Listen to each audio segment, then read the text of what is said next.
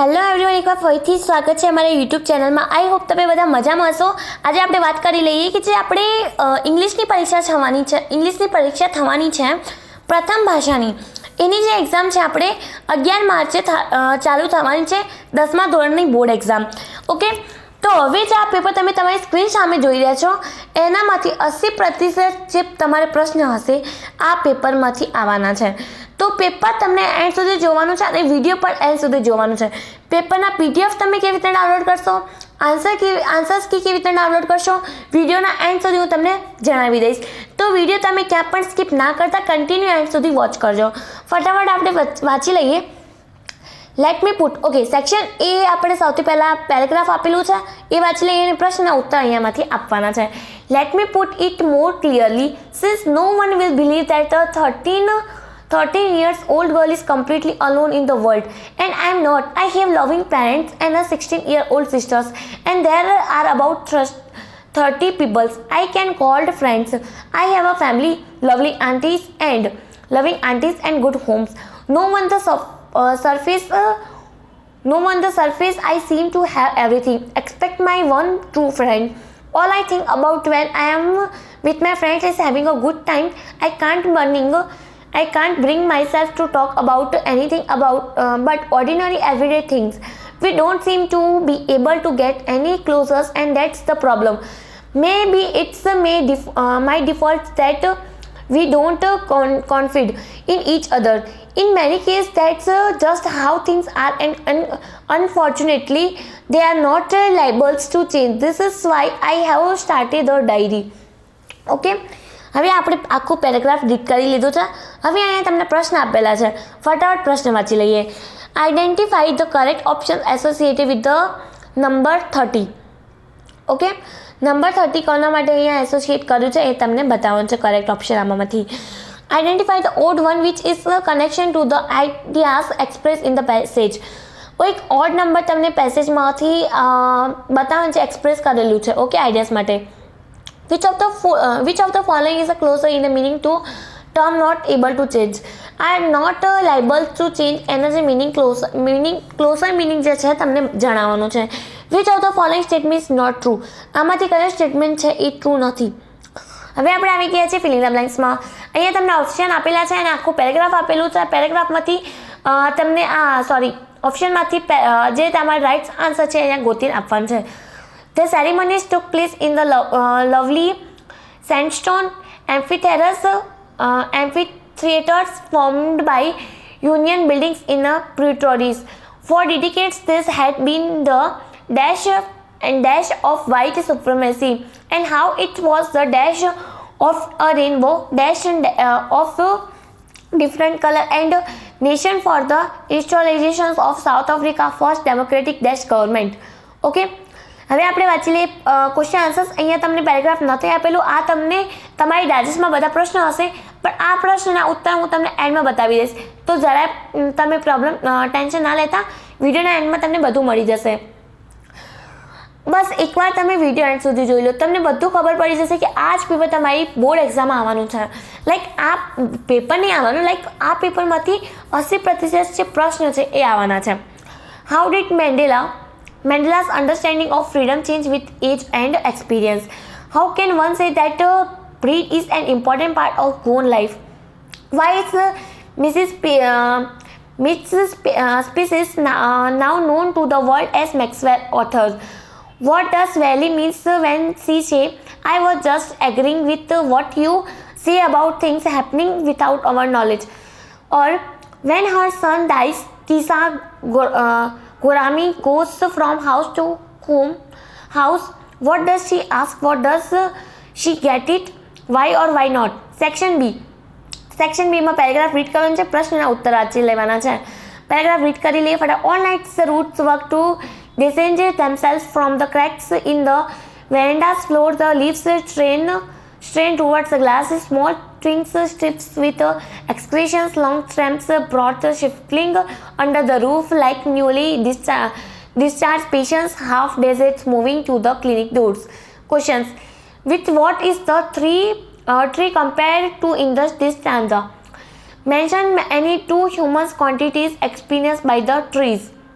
Select correct figures of the speech from the option. અહીંયા તમને figure of speech અહીંયા તમને ઓપ્શનમાંથી ચૂઝ કરીને બતાવવાનું છે. Some say the world will end in the fire, some say in the ice. તો આ કયું આપણે ફિગર ઓફ સ્પીચ છે. And stare with brilliant eyes at the brilliant stare. જો સાચું કહું છું, આ જે પ્રશ્ન છે ને, આ મારી જે બોર્ડ એક્ઝામ થઈ હતી ને ત્યારે આ જ સેમ પ્રશ્ન આવ્યો હતો મારી બોર્ડ પરીક્ષામાં. તો આ આખું આ જ પ્રશ્ન આવ્યો હતો મારે, અને આ પણ આવ્યું હતું. આ બંને મારે જે ફિગર ઓફ સ્પીચ હતા બંને સેમ જ હતા. Okay, answer the questions. What does the young man means by great honey? Coloured, ramparts at your ear. Belinda tricked him, she tricked him, unmerciful swipe. Explain it sitting looking over hairbrush and sitting on silent haunches. Or how does the crow change the mood of Robert Ford? હવે આપણે અહીંયા ફરીથી પ્રશ્ન અને જવાબો આવી ગયા છે. 5 to 6 સેન્ટેન્સ અહીંયા તમને દરેક પ્રશ્નના ઉત્તરમાં લખવાની છે. How did the necklace change the life of Matilda Loyals? How does Boli teachers play an important role in changing the course of her life? Why does not Anil hand the thief over to the police? Or તમે આ પ્રશ્ન પણ કરી શકો છો. Section C ફટાફટ વાંચી લઈએ. હવે તમે અહીંયા આજે તમને સેન્ટેન્સ આપેલું છે એમાંથી શું કરેક્ટ છે અને શું કરેક્ટ નથી એ તમને જણાવવાનું છે. ઓકે, તો આમાં જો સર્ટેનલી કરેક્ટ નથી, તો એટલે અહીંયા એરરમાં તમારે સર્ટેનલી લખવાનું છે. જે કરેક્શન છે એમાં સર્ટેન જે તમારે કરેક્ટ વર્ડ છે એ લખવાનું છે. He swings will never stop him. પછી so he blend his head and run away back to the little hole under the leg where he slept in a night. હવે ફરીથી તમને અહીંયા પેરેગ્રાફ આપેલું છે અને ઉપર ઓપ્શન આપેલા છે. Very soon miss would follow me and without a lead